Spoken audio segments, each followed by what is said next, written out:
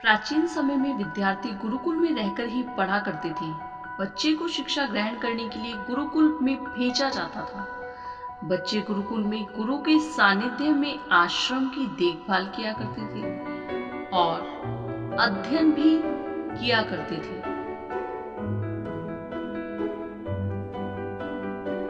वरदराज को भी सभी की तरह गुरुकुल भेज दिया गया। वहां आश्रम में अपने साथियों के साथ घुलने मिलने लगा,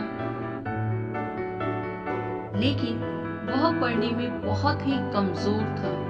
गुरुजी की कोई भी बात उसकी बहुत कम समझ में आती थी। इस कारण सभी के बीच वह उपहास का कारण बनता था। उसके सारे साथी अगली कक्षा में चले गए, लेकिन वो आगे नहीं बढ़ पाया। गुरुजी ने भी आखिर हार मानकर उसे बोला, बेटा वरदराज, मैंने सारे प्रयास करके देख लिए हैं। अब यही उचित होगा कि तुम यहाँ अपना समय बर्बाद मत करो। अपने घर चले जाओ और घर वालों की काम में मदद करो। वरदराज ने भी सोचा कि शायद विद्या मेरी किस्मत में नहीं है, और भारी मन से गुरुकुल से घर के लिए निकल गया। दोपहर का समय था। रास्ते में उसे प्यास लगने लगी। इधर उधर देखने पर उसने पाया कि थोड़ी दूर पर ही कुछ महिलाएं कुएं से पानी भर रही थी। वह कुएं के पास गया। वहां पत्थरों पर रस्सी की आने जाने से निशान बने हुए थे। तो उसने महिलाओं से पूछा, यह निशान आपने कैसे बनाए? तो एक महिला ने जवाब दिया, बेटे, यह निशान हमने नहीं बनाए।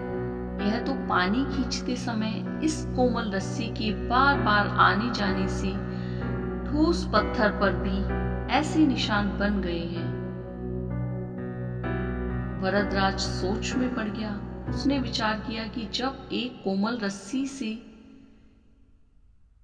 बार बार आने जाने से एक ठोस पत्थर पर गहरे निशान बन सकते हैं, तो निरंतर अभ्यास से मैं विद्या ग्रहण क्यों नहीं कर सकता। वरदराज ढेर सारे उत्साह के साथ वापस गुरुकुल आया और अथक कड़ी मेहनत की। गुरुजी ने भी खुश होकर भरपूर सहयोग किया। कुछ ही सालों बाद यही मंदबुद्धि बालक वरदराज आगे चलकर संस्कृत व्याकरण का महान विद्वान बना। जिसने लघु सिद्धांत कौमुदी, मध्य सिद्धांत कौमुदी, सार सिद्धांत कौमुदी, गिरवान पदमंजरी की रचना की। शिक्षा दोस्तों, अभ्यास की शक्ति का तो कहना ही क्या है। यह आपके हर सपने को पूरा करेगी। अभ्यास बहुत ज़रूरी है, चाहे वो खेल में हो या पढ़ाई में या किसी और चीज़ में।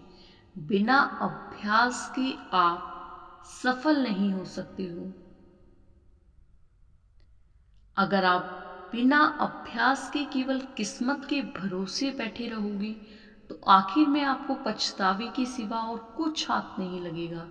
इसलिए अभ्यास के साथ धैर्य, परिश्रम और लगन रखकर आप अपनी मंजिल को पाने के लिए जुट जाएं।